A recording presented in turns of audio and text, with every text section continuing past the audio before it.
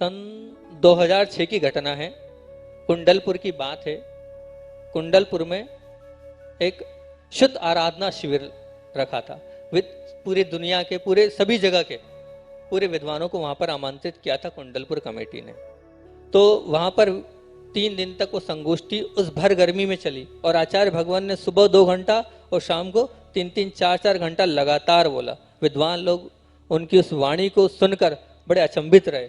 बहुत सारे ऐसे अनसुलझे जो आज तक समझ नहीं पा रहे थे, उन विषयों को आचार्य भगवान के माध्यम से वहां पर उन्होंने समझा। बहुत अच्छा लगा विद्वानों को।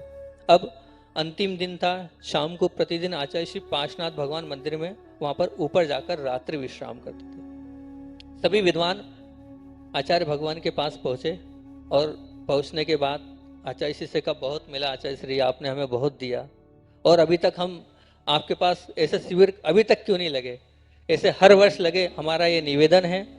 अंतिम दिन था, अंतिम शाम थी, तो वहीं एक जैन गजट के संपादक कपूर चंद जी पाटनी थे। उनने निवेदन किया, आचार्य भगवान अंतिम एक इच्छा और पूरी कर दो। ये इच्छा है कि आज तक आपके वैराग्य का कारण नहीं जाना, आज तक आपके वैराग्य का कारण नहीं जाना। हम चाहते हैं आप अपने वैराग्य का कारण बताएं। तो आचार्य श्री मौन, नीचे मुंह कर लिया। सब विद्वानों ने बोला, आचार्य भगवान अंतिम असरफी डाल दो, सब दिया आपने, आप बस वैराग्य का कारण बता दो। तो आचार्य श्री फिर भी मौन। फिर जब विद्वान लोग सब एक साथ निवेदन करने लगे तो आचार्य श्री ने कहा, वैराग्य अकथ्य होता है, वैराग्य अकथ्य होता है। तो विद्वान होते हैं। आचार्य भगवान तीर्थंकरों की वैराग्य की कहानी से भरा पड़ा है पुराण, और आप बोल रहे वैराग्य अकथ्य होता है, वो कैसे? तो फिर आचार्य श्री कहते हैं कि भैया, किसी तीर्थंकर ने अपने वैराग्य की कथा नहीं लिखी है, किसी तीर्थंकर ने अपने वैराग्य की कथा नहीं लिखी है। ये तो लोगों ने, सबने, आचार्यों ने ढूंढ कर लिखा है। आप लोग भी ढूंढ लो मेरे वैराग्य का कारण, मेरे मुख से मैं नहीं बता सकता हूं। जब विद्वान लोग थोड़े अनुत्साहित से हुए, मुरझा गया उनका चेहरा, तो आचार्य श्री समझाते हुए बोलते हैं, देखो भैया, अभी अभी मैं उठ के आया हूं, प्रतिक्रमण किया है मैंने, और प्रतिक्रमण में क्या आया, अपसंसरणदाय, मतलब अपनी प्रशंसा अगर मैंने की हो तो हाथ उठकयम, अपनी प्रशंसा अगर मैंने की हो तो उसके लिए मैं क्षमा चाहता हूं। और अगर मैं अपने वैराग्य का कारण बताऊंगा तो कहीं ना कहीं उसमें मेरी प्रशंसा छुपी ही है, कहीं ना कहीं मेरी उसमें प्रशंसा छुपी है, इसलिए वो चीज आप मत पूछें। फिर और एक चीज आचार्य भगवान ने बताई, आप लोग विद्वान हैं, उमा स्वामी महाराज को पढ़ते भी हैं और पढ़ाते भी हैं।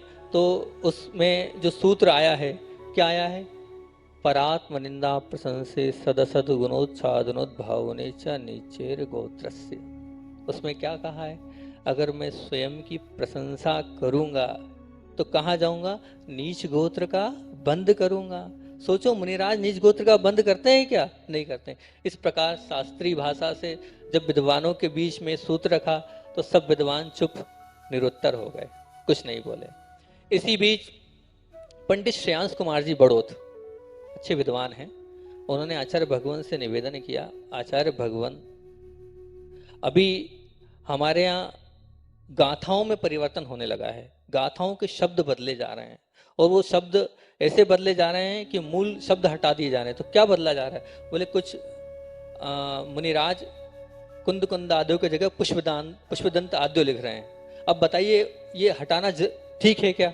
और फिर पूछते हैं तो उनके जो दूसरे साधु बोलते हैं, तो हम तो उन भूतबली और पुष्पदंत को याद कर रहे हैं, और कुछ बोलते कि नहीं, हम तो हमारे गुरु को याद कर रहे हैं। इस प्रकार का ये जो चल रहा है, क्या ठीक है? तो आचार्य श्री ने उसका क्या जवाब दिया?